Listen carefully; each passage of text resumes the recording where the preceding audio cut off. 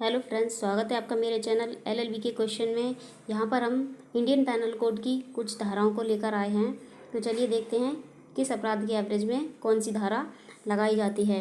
धारा 13 जो कि जुआ खेलना, सट्टा लगाना, जो व्यक्ति जुआ खेलते हैं, सट्टा लगाते हैं, उन पर धारा 13 के अंतर्गत लगाई जाती है। धारा 24 बेईमानी करना, जब कोई व्यक्ति किसी के साथ बेईमानी करता है तो उस पर धारा 24 लगाई जाती है। धारा 171 चुनाव में घूस लेना या देना, जब हमारे यहाँ सभी जानते हैं कि 5 साल के अंतर्गत चुनाव होते हैं, जब इन्हीं चुनाव में कोई व्यक्ति घूस लेकर किसी के मत को खरीदता है या बेचने का कार्य करता है, तब उसके अंतर्गत 171 धारा लगाकर उस पर मुकदमा चलाया जाता है।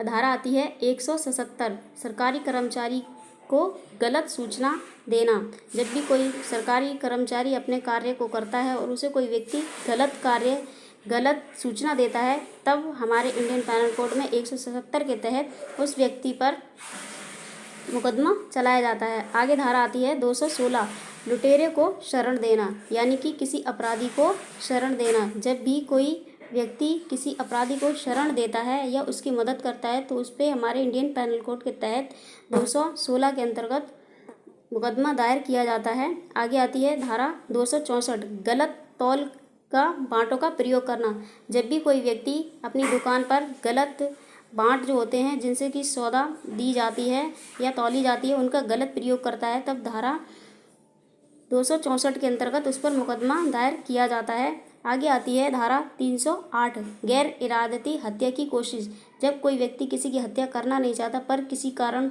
वश किसी गलती से या किसी भूल से या अपनी जान बचाने के थ्रू किसी की हत्या हो जाती है, तब उस पर धारा 308 के अंतर्गत मुकदमा चलाया जाता है। आगे हमारी धारा आती है 363 किसी स्त्री को उसकी मर्जी के खिलाफ या ज़बरदस्ती लेकर जब कोई व्यक्ति भाग जाता है तो इंडियन पैनल कोड के तहत 363 के अंतर्गत उस पर मुकदमा दायर किया जाता है। आगे हमारी धारा आती है 366 नाबालिग लड़की को ले भागना, जब कोई व्यक्ति किसी नाबालिग बालिका को लेकर भाग जाता है, बहला फुसलाकर या किसी भी तरीके से नाबालिग बच्चों के साथ लेकर भागते हैं, तब उस पर धारा 366 के अंतर्गत मुकदमा दायर किया जाता है।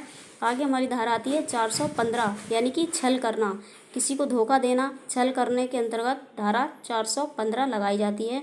आगे हमारी धारा आती है 417 छल या दगा करना, जब किसी के साथ कोई छल करते हैं या धोखा देते हैं किसी भी प्रकार का, तब हमारी धारा 417 लगती है। आगे आती है धारा 420 छल या बेईमानी से संपत्ति को अर्जित करना, जब कोई व्यक्ति किसी की छल बेईमानी से किसी की संपत्ति के साथ बेईमानी करता है और उसे अपने नाम करवा लेता है, तब धारा 420 लगाई जाती है। आगे हमारी धारा बनती है 493 धोखे से शादी करना। सभी जानते हैं कि आज की दुनिया में एक व्यक्ति अपना फ़ायदा उठाने के लिए दूसरे को धोखा देता है। इसी प्रकार की एक धारा है किसी से धोखे से शादी करना या विवाह कर लेना या उससे धोखा देकर अपना बना लेना। इसी के अंतर्गत धारा 493 के अंतर्गत उसके मुकदमा दायर किया जाता है। आगे हमारी धारा आती है 496 बगैर रजामंदी के शादी करना या ज़बरदस्ती विवाह करना। धोखा देना एक अलग बात है और उसकी मर्जी के बिना शादी करना ये एक अलग बात है। इसके अंतर्गत 496 में धारा लगाकर उस पर मुकदमा दायर किया जाता है। आशा करते हैं कि आपको हमारी वीडियो अच्छी लगी होगी। इसी प्रकार की और धाराओं के बारे में जानकारी के लिए आप हमारे चैनल पर बने रहिए, और हो सके तो अगर आपको हमारी वीडियो पसंद आए तो चैनल को सब्सक्राइब कीजिए।